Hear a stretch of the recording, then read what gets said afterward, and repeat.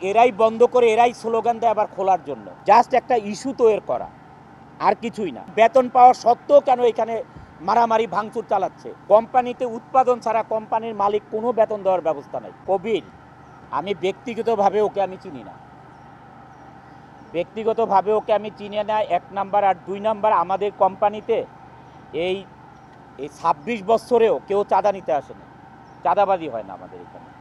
আমরা যে কোনো কারো অনুষ্ঠান হলে আমরা ওইখানে তাদেরকে ট্রাই করি হেল্প করার জন্য, বাট চাঁদাবাজি করবে আমাদের কোম্পানিতে এগুলো হয় না। আমাদের কোম্পানির সামনে এগুলো চাঁদা নিয়ে কেউ আসে নাই।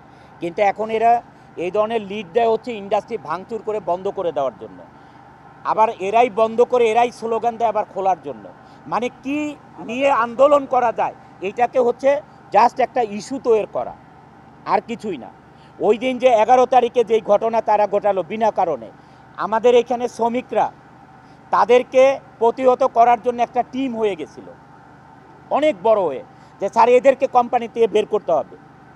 ইভেন তো আমাকে ফোন করে, আমাকে অনেক এই জিএমরা ফোন করে, স্যার আমাদের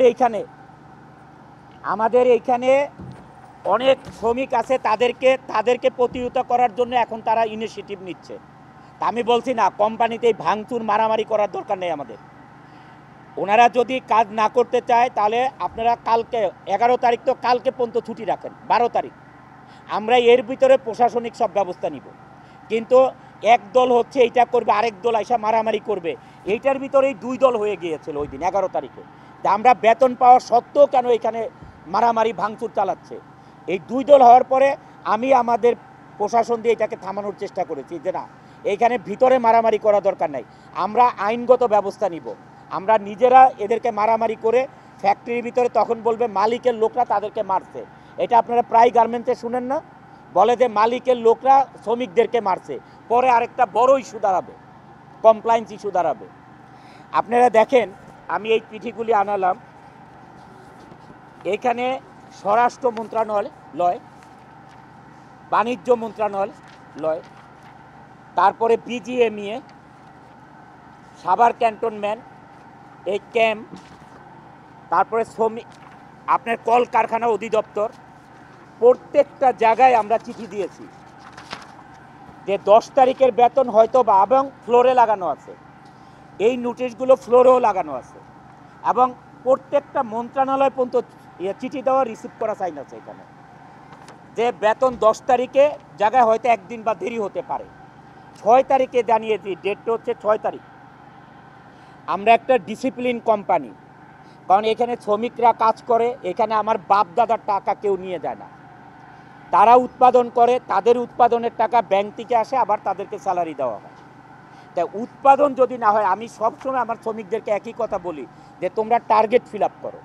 টার্গেট ফিল আপ করলে ওই তোমাদের বেতনের আশা তোমাদের দিন গণা দরকার নাই, তোমাদের নিয়মের টাকা তোমাদের চলে যাবে। কোম্পানিতে উৎপাদন ছাড়া কোম্পানির মালিক কোনো বেতন দেওয়ার ব্যবস্থা নাই, কারণ এখানে তো 1 টাকা 2 টাকার মামলা নাই না, 18-20 কোটি টাকার মামলা প্রতি মাসে।